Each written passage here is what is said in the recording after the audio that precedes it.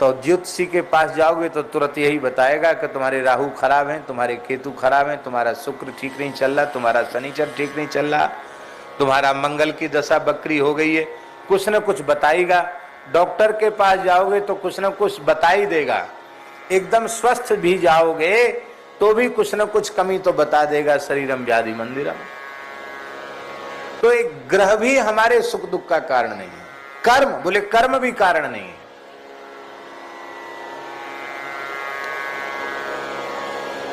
काल, समय, बोले समय भी सुख दुख का कारण नहीं है। तब सुख दुख का कारण क्या है? बोले सुख दुख का कारण है मन। जिस वस्तु को हमारा मन अनुकूल रूप में स्वीकार करता है वह सुख बन जाता है। जिस वस्तु को हमारा मन प्रतिकूल रूप में स्वीकार करता है वो दुख हो जाता है। अब देखो, हम भगवान की कृपा से किसी प्रकार का व्यसन नहीं करते, नशा नहीं करते हैं।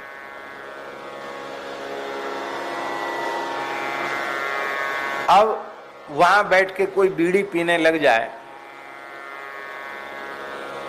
तो उस बीड़ी वाले को बीड़ी के धुआं का नशा भले ही ना आवे, लेकिन हम इतनी दूर बैठे हैं, हमारे नाक में जैसी वो धुआं घुसेगा कि हमारे चक्कर आने लग जाएंगे।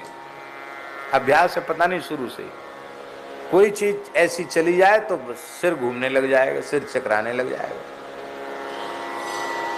क्यों? हमने अपने मन के प्रतिकूल उसको मान रखा है, इसलिए हमको दुख होता है। और एक व्यक्ति ऐसा है जिसको बीड़ी की आदत है और उसके पास बिंडल माचिस कुछ भी नहीं है, वो वहां नीचे काम कर रहा है और यहाँ बैठ के कोई बीड़ी पी रहा है, तो उसको बदबू थोड़ी आएगी, ना उसका माथा घूमेगा, उसको आएगी कि अरे ये सुगंध कहाँ से आ रही है, खुशबू कहाँ से आ रही है, अरे लगता कोई हमारा जाति भाई साथी बैठा है वहाँ। बस वहां से लाख काम छोड़ के आएगा, बिना परिचय के परिचय निकाल के मीठी मीठी दो बात करेगा, फिर ऐसे हाथ करेगा, अरे ओ माचिस कहाँ गिर गई हमारी, बिंडल, बिंडल भी नहीं है उसके पास, दोनों, ना माचिस है ना बंडल है। तब वो कहेगा अरे माचिस बंडल ले हमारे पास है ना, एक और बीड़ी सुलगा के दे देगा। अब उसको बीड़ी मिल गई तो इतनी चेहरे पर प्रसन्नता आ जाती मानो उसे भगवान की ही प्राप्ति हो गई। ले साहब, एक व्यक्ति तो नाक मुंह पर कपड़ा धर रहा है, उसको तकलीफ हो रही है बीड़ी तंबाकू वगैरह की गंध से, और एक व्यक्ति को सुख का अनुभव हो रहा है। ये क्या है? इसका मतलब है वस्तु में न सुख है न दुख है। मन ने उसके प्रतिकूल माना तो दुख हो गया, मन ने उसको अनुकूल माना, व्यसनी ने अनुकूल माना तो सुख हो गया। पानी बरस रहा है, जिस किसान की फसल सूख रही है, पानी की आवश्यकता है, उसका हृदय तो भर आया, जय हो राम जी, बड़ी दया करी, खूब बरसो प्रभु, खूब बरसो महाराज, बहुत अच्छी कृपा आपकी है, बहुत बरसिए, जल ही जीवन है।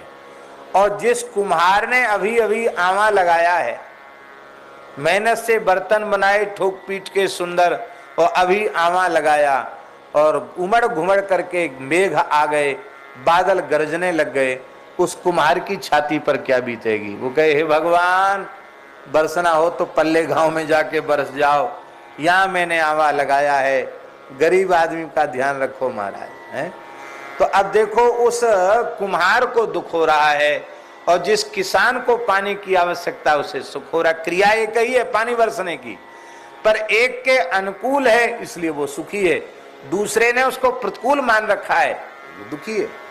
ये अनुकूलता प्रतिकूलता का अनुभव करने वाला मन है, और मन जब मनमोहन से लग जाता है, मन जब मदन मोहन श्याम सुंदर में लग जाता है, मन जब राम जी में लग जाता है, तो फिर संसार का न सुख रह जाता है न दुख रह जाता है। इसलिए मन को बार बार विनय पत्रिका में गोस्वामी जी सावधान करते हैं, मन के हारे हार है, मन के जीते जीत। हमें मन भगवान में लगाना चाहिए, और मान लो हमारा मन भगवान में नहीं लग पा रहा है तो हम क्या करें? तो हम जिनका मन भगवान में लगा हुआ है उनके मन के साथ अपने मन को मिला दें। तो उनके मन के साथ जब मन को मिलाएंगे तो हमारा मन भी भगवान में लग जाएगा, श्रृंखला संबंध से भगवान में लग जाएगा। हमारा मन भगवान में नहीं लगा है, पर हमारे सदगुरुदेव भगवान का मन 16 आना भगवान में लगा हुआ है। हम अपने गुरुदेव भगवान के मन से मन मिला दें तो हमारा मन भी भगवान के चरणों में लग जाएगा, सहज लग जाएगा। तो मन की 5 अवस्थाएं हैं। कौन कौन? एक अवस्था है क्षिप्त, दूसरी है मूढ़, तीसरी है विक्षिप्त, चौथी है एकाग्र और 5वीं है निरुद्ध। कितनी हो गई? फिर से गिनो। क्षिप्त, मूढ़, विक्षिप्त, एकाग्र और निरुद्ध, ये 5 गतियां हैं मन की, 5 अवस्थाएं हैं मन की। जिस समय हमारा मन चंचल रहता है,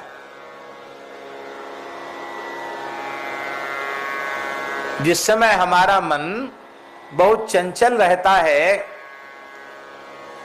उस समय की अवस्था को कहते हैं क्षिप्त।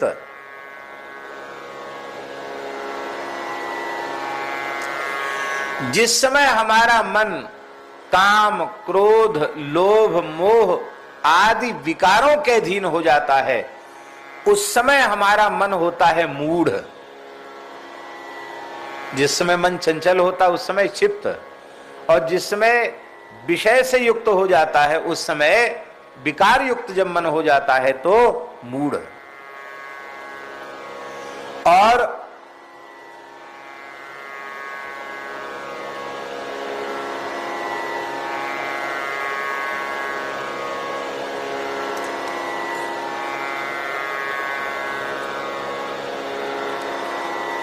तीसरी स्थिति है विक्षिप्त की।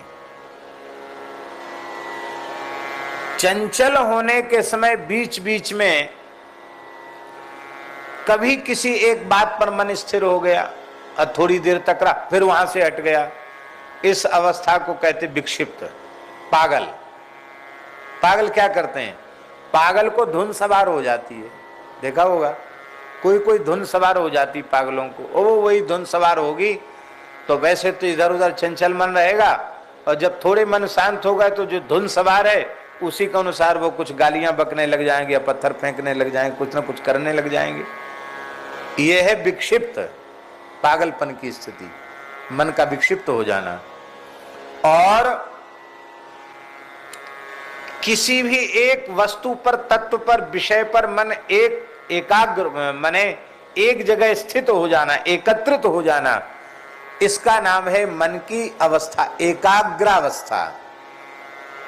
अध्ययन के समय हमें मन अपना एकाग्र करना पड़ता है।